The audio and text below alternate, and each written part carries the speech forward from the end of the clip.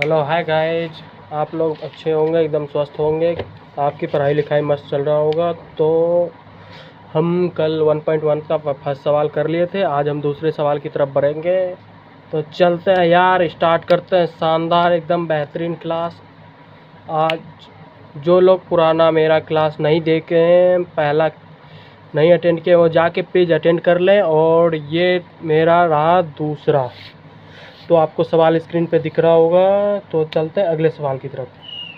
ठीक है, तो आप उस सवाल पे देखे होंगे। दर्शाइए कि कोई भी धनात्मक विषम पूर्णांक 6q+1 या 6q+3 या 6q+5 के रूप का है कि नहीं, जहां हमको q कोई पूर्णांक है। तो चलते हैं यार, शानदार क्लास एकदम मस्त रहेगा। तो क्या क्या था लिखते हैं, नोट करते हैं। पहले नोट करते हैं 6q+1 हल 6q+3 और 6q+5 के धनात्मक विषम पूर्णांक के रूप में है कि नहीं, ये हमको ज्ञात करना है। चलते हैं यार, स्टार्ट करते हैं। तो आप लोगों को हम पहले बता चुके हैं कि ये चैप्टर मेरा यूक्लिड विभाजन से परिमिका से चल रहा है। तो इस अनुसार से इसको भी हम यूक्लिड विभाजन एल्गोरिथम का प्रयोग से ही इसको हल करेंगे। तो ठीक है, चलिए। यूक्लिड विभाजन का फार्मूला आप लोगों को कल बता चुका हूँ। फटाफट कमेंट करिए यार, फटाफट। ठीक है, तो लिखते हैं। यूक्लिड विभाजन परिमेय का सूत्र होता है ए बराबर बी क्यू प्लस का आर। ठीक है, अब चलते हैं। जहाँ पे देख लो, ए मेरा नहीं दिया हुआ है, कोई बात नहीं। बी मेरा 6 है, बी बराबर हो जाएगा 6। क्यू के जगह पे क्यू रहने देते हैं। ठीक है, आर का मान आर का मान जब भी होगा हम आपको बता चुके हैं। पिछली क्लास में जो लोग नहीं देखे वो कृपया करके देख लें। आपको हम बता चुके हैं कि आर का मान जब भी होगा बी से छोटा ही होगा। इस अनुसार से आर का मान, अगर बी का मान 6 है तो आर का मान 6 से छोटा ही होगा। तो एग्जाम्पल के लिए लेते हैं, आर का मान क्या क्या हो सकता है। 0 हो सकता है, 1 हो सकता है, 2 हो सकता है, 3 हो सकता है, 4 हो सकता है और लास्ट आखिरी तक 5 हो सकता है। ठीक है, अब चलते हैं। ए बराबर बी क्यू प्लस का आर। ए मेरा कुछ नहीं दिया है। ठीक है, बी हम क्या मान लेते हैं, बी मेरा दिया हुआ है, कितना दिया है, 6 दिया है। क्यू को 1 मान लेते हैं। ठीक है, आर का मान हम 0 रखने पर, आर बराबर 0 रखने पर, ठीक है, तो हो जाएगा 0। तो यहाँ पे हो जाएगा 6, ये धनात्मक आ जाता है। ए बराबर 6।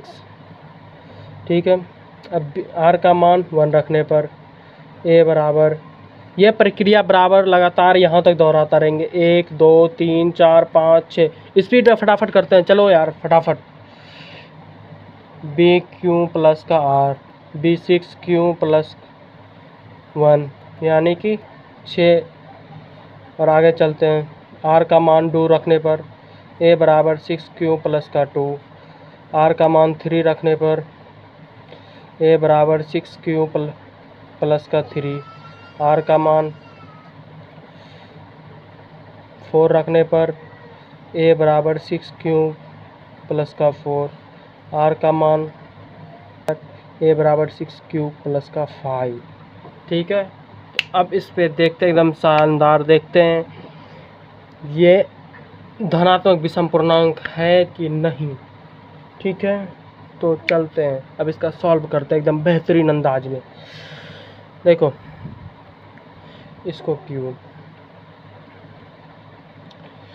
6q, इसको 1 मान लेते हैं। 6 का 6 0 6, 6 का 6, 6 1 7 7 7 एक विषम पूर्णांक है। ठीक है, 6 2 8, ये धनात्मक हो जाएगा। 6 3 9, ये हो जाएगा। 6 4 10, ये नहीं होगा। 6 5 11, ये हो जाएगा। तो हम इस अंदाज में लिखते हैं कि देखिए, अतः 6q+1 6q+3 3 6 क्यूब प्लस 5 ये धनात्मक विषम पूर्णांक के रूप का है। अब चलते हैं अगले सवाल की तरफ। तो अगला सवाल आपको स्क्रीन पे दिख रहा होगा। तो चलते हैं अगला सवाल के सॉल्यूशन पे। ऐसे आप लोगों की जानकारी के लिए बता दूं कि जहां भी कहीं पे धनात्मक अधिकतम और न्यूनतम दिख जाए, अधिकतम जैसे दिखा है वहाँ पे एचसीएफ लगाएंगे, अधिकतम जैसे दिखा है वहाँ एचसीएफ लगाएंगे, और न्यूनतम जैसे दिखे वहाँ पे एलसीएम लगाएंगे। यहाँ पे हमको क्या बोल रहा था, यहाँ पे हमको बोल रहा था अधिकतम, तो अधिकतम पे जब हम क्या करेंगे एचसीएफ लगाएंगे। और एचसीएफ इस चैप्टर में हम यूक्लिड विभाजन एल्गोरिथम से ही लगा रहे थे, तो इस अनुसार से हमको इस चैप्टर में पूरा यूक्लिड विभाजन एल्गोरिथम का ही प्रयोग करना होगा। तो चले यार, इसमें दो मेरा अति था, एक 616 था और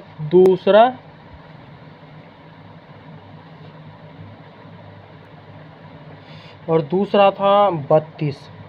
ओके, ये तो ए बराबर हो जाएगा 616 और बी बराबर हो जाएगा मेरा 32। ठीक है, इसका सल्यूशन करते हैं। चलो यार, बेहतरीन अंदाज में यहाँ इसका यूक्लिड विभाजन एल्गोरिथम का प्रयोग करके क्या बोले थे निकालने के लिए, इसका फार्मूला क्या होता है, ए बराबर बी क्यू प्लस का आर। तो मेरा ए यहाँ पे कितना है, ए मेरा है 616 और बी कितना है 32। तो करते हैं 32 से भागा 616, एक बार में 32 निकल के आया 29 96, 9 से लगाते हैं। ठीक है, चलो यार हम 9 से लगाते हैं। 32 गुना 9, 9 दूनी 18, 9 तिया 27, 1 28, 88 बच के 8 ये आ गया, कितना आ गया 19 बार में, बच्चा कितना शेष 8 बचा 8। अब ये चीज़ मैंने आपको बताया था, जो मेरा बी है वो ए बन जाएगा 32, ये क्या बन जाएगा बी बन जाएगा 8, कितना बार में 4, 8 के 32, आर का 0, यानी कि मेरा एचसीएफ हो जाएगा 32। अच्छा 8 हो जाएगा। तो स्तंभों की कितनी संख्या हो जाएगी, स्तंभों अधिकतम स्तंभों की संख्या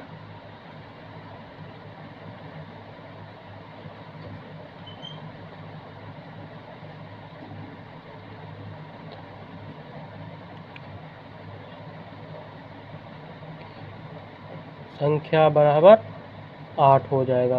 ठीक है, अब चलते कल फिर आएंगे